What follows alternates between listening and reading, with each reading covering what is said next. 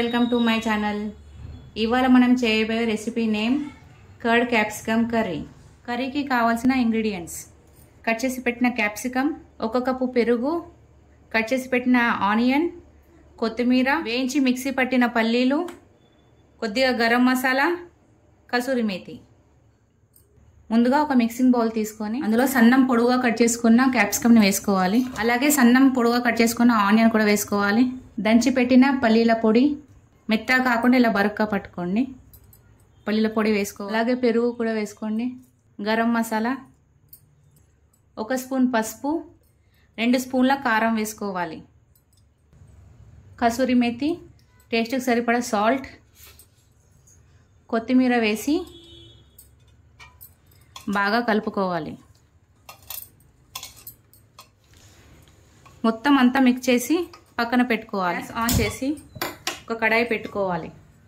కడాయి heat అయ్యాక అందులో oil పోసుకోవాలి. కొద్దిగా ఆవాలు, కొద్దిగా జీలకర్ర వేసుకోవాలి.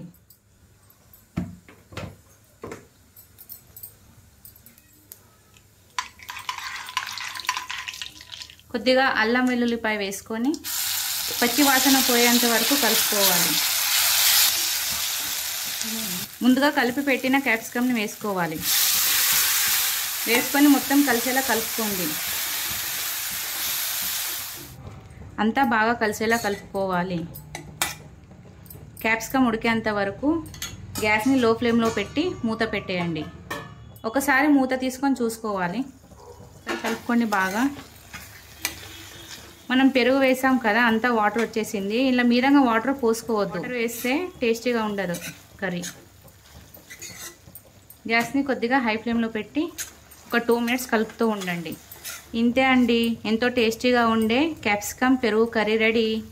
ఈ కర్రీని మీరు ఒకసారి ట్రై చేయండి. రైస్తోని లేదా చపాతీతోని తిని ఎలా ఉందో కామెంట్ చేయండి. ఇలాంటి కొత్త రెసిపీస్ కోసం నా ఛానల్ని లైక్ చేయండి, షేర్ చేయండి, సబ్స్క్రైబ్ చేసుకోండి.